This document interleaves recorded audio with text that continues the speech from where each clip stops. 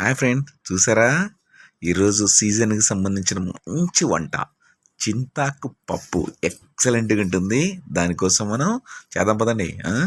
కొంచెం కందిబ్యాళ్ళు మనకు కావాల్సిన తీసుకున్నాం.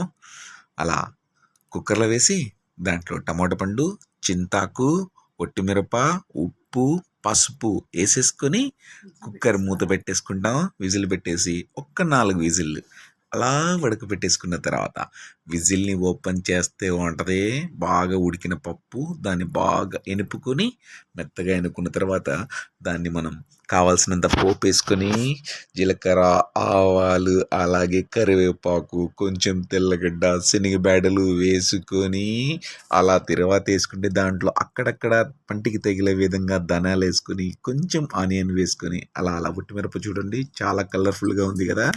ఇలా వేయించుకున్న తర్వాత అయిన పప్పులో వేసేసుకుంటే వంటది.